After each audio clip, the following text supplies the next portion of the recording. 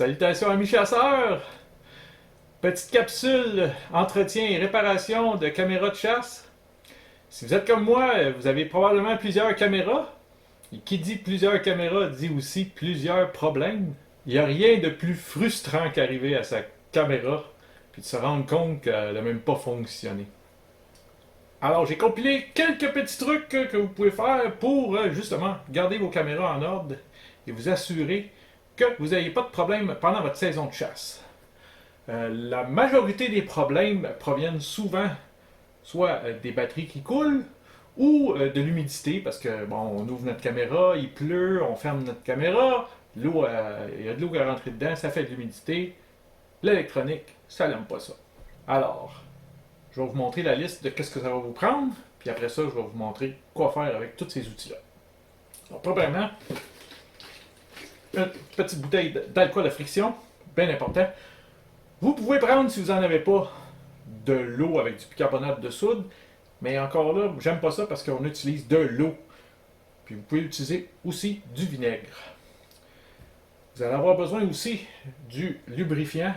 Bon, ici, c'est la marque Door Ease qu'on met sur les charnières de porte pour éviter qu'elle grince. C'est du lubrifiant solide, c'est comme de la cire. Un petit tube de graisse blanche, de graisse de lithium blanche, brosse à dents ou pinceau avec des poils assez rugueux, pas trop mais assez. Pinceau avec des poils doux ou des Q-tips. Q-tips, j'aime moins ça, utiliser ça. Si vous n'avez pas de pinceau avec des poils doux, prenez des Q-tips, mais j'aime pas ça parce que des fois il y a des poils qui vont rester. Donc, c'est pas le fun quand il y a des poils qui restent, ça fait pas des bons contacts, surtout si c'est pour mettre la graisse sur les contacts. Des petits tournevis. Et, évidemment, des caméras qui ne fonctionnent pas. Plus souvent qu'autrement, la cause majeure des défectuosités des caméras, c'est les batteries qui coulent. La solution la plus simple, mais pas la moins coûteuse, c'est d'utiliser des batteries au lithium. Évidemment, ils coûtent plus cher, mais ils ont l'avantage qu'ils ne coulent pas. Si vous êtes comme moi et vous utilisez des batteries alcalines, ben vous vous exposez au risque que les batteries coulent. Puis dans ce temps-là, ben, ça fait du vert de gris sur les contacts, puis ben, l'électricité passe pas, puis la caméra ne fonctionne pas.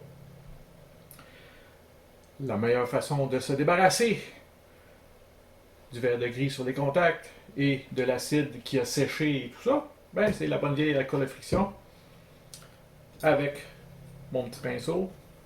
Je vais tremper dedans. Je vais nettoyer tous les contacts comme il faut sur l'endroit où on met les batteries, évidemment.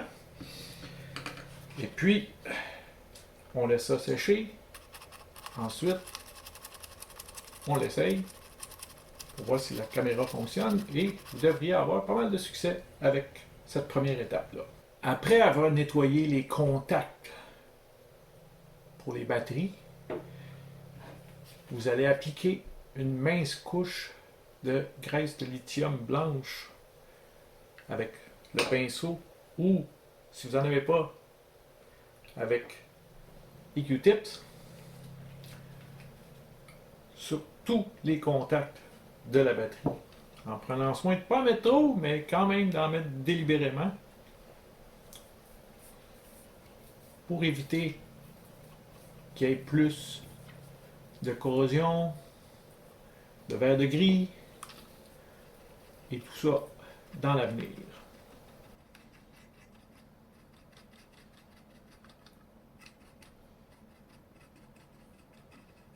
Si le nettoyage des contacts ne fonctionne pas, deuxième étape, ben vous pouvez procéder au désassemblage de la caméra pour aller voir à l'intérieur ce qui se passe.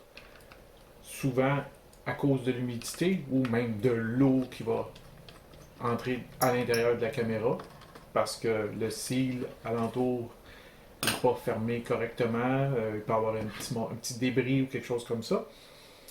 S'il y a de l'eau qui rentre à l'intérieur, ben là, ça va faire du vert de gris sur les contacts, puis la caméra, ben, elle n'aimera pas ça, évidemment. Donc, en l'ouvrant, vous pouvez faire la même chose.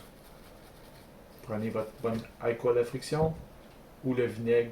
C'est là que l'eau dans le bicarbonate de soude, j'adhère moins, là. Mais l'alcool à friction, c'est beaucoup mieux parce que ça va nettoyer très bien, puis ça s'évapore au lieu de laisser de l'eau et de l'humidité sur les composantes électroniques.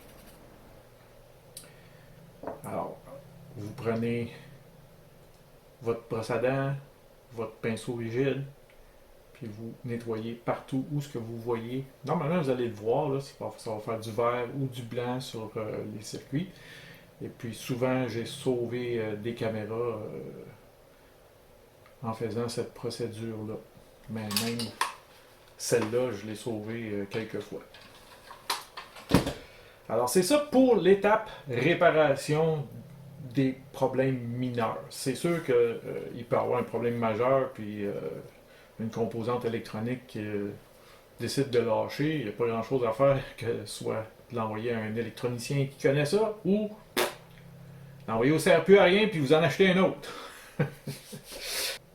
Ensuite, pour l'entretien, ben, c'est important d'entretenir correctement les cils de caoutchouc qui sont autour de la porte.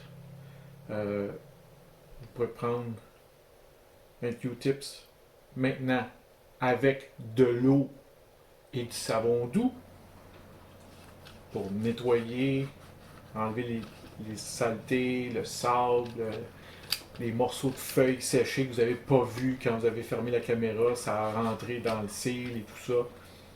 Enlever le plus possible de cochonnerie sur le scellant de caoutchouc. Puis, avant de terminer, vous allez lubrifier votre cil. On appelle ça en français. Votre caoutchouc autour pour le garder en bonne forme qui dure plus longtemps. Vous pouvez en profiter pour prendre une serviette en microfibre pour nettoyer les surfaces, nettoyer les lentilles, les capteurs, etc. Vous allez prendre des pas mal plus belles photos avec une lentille propre. C'est donc ça pour la partie entretien des caméras. Une autre chose qui est bien importante avec les caméras qui sont plus récentes, c'est de mettre à jour le logiciel de votre caméra, le microgiciel. Donc, je vous expliquerai pas comment faire exactement parce que c'est du cas par cas, ça dépend des caméras. Il y a des caméras qu'on va brancher directement à la caméra à l'ordinateur, d'autres qu'on va mettre à jour avec une carte mémoire qui va dans la caméra, qui va mettre à jour la caméra. Donc, c'est avant l'achat, c'est toujours une bonne idée de mettre à jour vos caméras pour en tirer le maximum. Pour le storage de vos caméras, ben, c'est très important, je ne le dirai jamais assez, de storer vos caméras sans les batteries.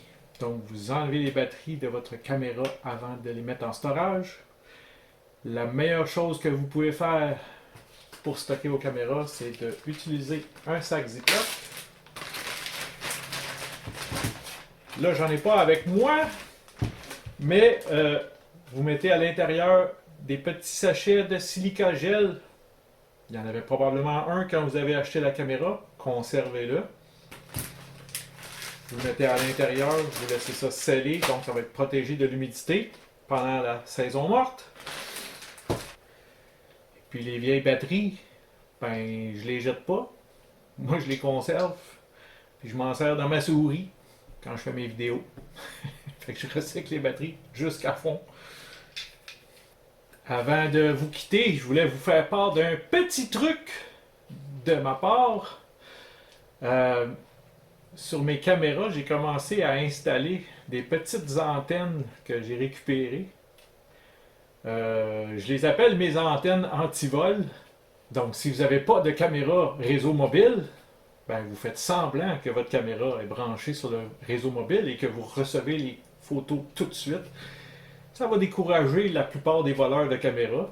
Je veux dire, juste le fait de savoir que vous avez déjà sa photo, peut-être, ben, c'est pas un antivol 100% efficace, mais c'est pas cher et ça fonctionne. Sur ce, bonne saison de chasse à vous et on se revoit bientôt. Ciao!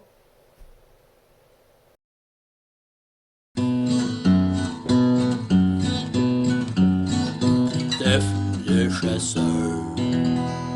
Hey.